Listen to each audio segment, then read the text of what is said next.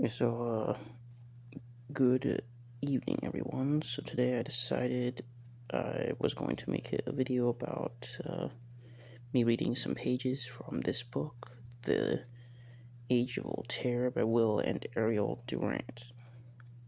Or if you have not familiar with this series, the series called The Story of Civilization. It's a book series from like the 1970s, and so far this is the first book in the series that I've read, and so far I've really enjoyed it. So, well, if you're a little interested in history, I mean, it could be an interesting read for you as well. But so right now, this is where I'm at in the book, and yeah, I thought I would maybe read probably a few pages and share it with y'all, and maybe some of y'all will enjoy it. So this part here that I'm at, let's see. Oh yeah, about Montesquieu, right? So he was alive from 1689 to 1755. The Persian letters. So Voltaire found it harder to like Montesquieu, for the spirit of laws was generally rated the greatest intellectual production of the age. It appeared when its author was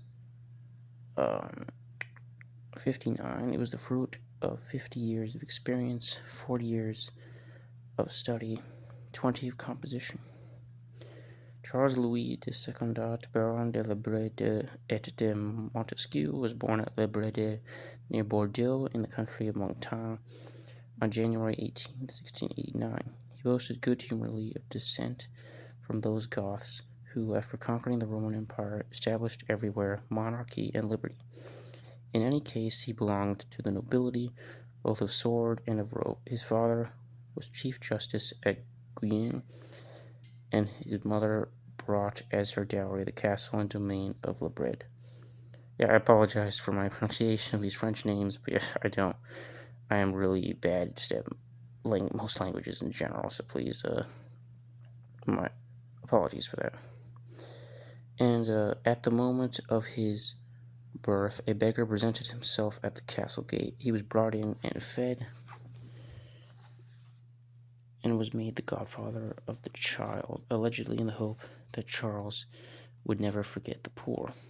The boy's first 3 years were spent at nurse among the village peasants. At 11, he was sent to the college of the Oratorians at Ouilly, 20 miles from Paris. At 16, he returned to Bordeaux to study law. At 19, he received his law degree. That's amazing. At 19, he became a law degree. The death of his father left him at 24 considerable property and moderate wealth. He was to speak frequently of my domain and my vassals, and we shall find him firmly upholding feudalism. A year later, he was admitted to the Bordeaux Parliament as a councillor and magistrate.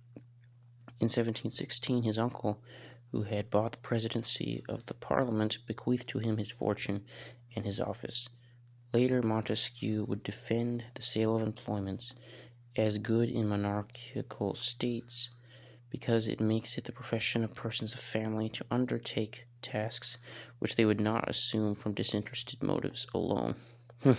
Sounds a bit like he's advocating for corruption to me. While retaining the presidency of the Parliament, he spent most of his time in study. He made experiments, presented papers on physics and physiology to the Academy of Bordeaux, and planned a geological history of the earth. He never wrote it, but the material he gathered for it forced its way into the spirit of laws.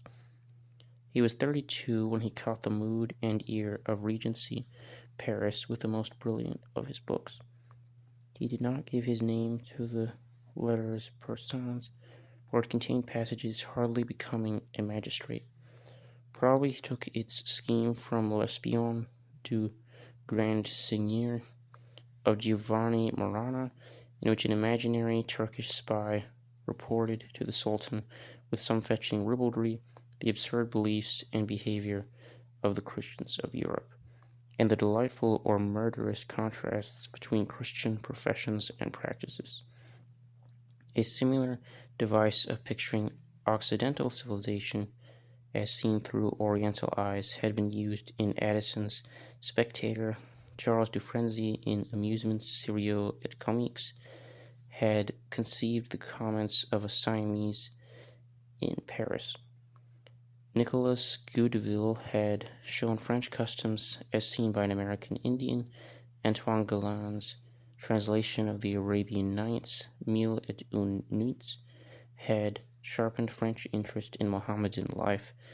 So had the travelogues of Jean Chardin and Jean Tavernier from March to July 1721. The Turkish ambassador treated Paris to the exotic charm of his dress and ways. Paris was ready for the lettres persans. 8 editions were sold out within a year. Montesquieu presented the letters as written by Rika and Uzbek, 2 Persians traveling in Paris, and by their correspondents in Isfahan. The letters did not merely expose the foibles and prejudices of the French. They revealed also, through the writers themselves, the absurdities of Oriental conduct and creeds. Laughing at these faults, the reader was compelled to accept with good grace the ridicule of his own.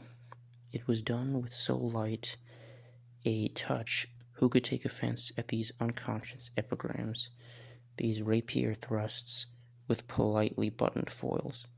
Moreover, certain of the letters contained alluring confidences from Uzbek's Serklio in Isfahan. Saki, his favorite, writes to tell him how painfully she misses his passion, and Rika describes a Mohammedan lady's conception of paradise as a place where every good woman has a harem of handsome and virile men. Here Montesquieu let himself go into details in the reckless style of the Regency. Okay, I think that's about as much as I'll read tonight. I hope you enjoyed that. Please like and subscribe, and yeah, have a good evening.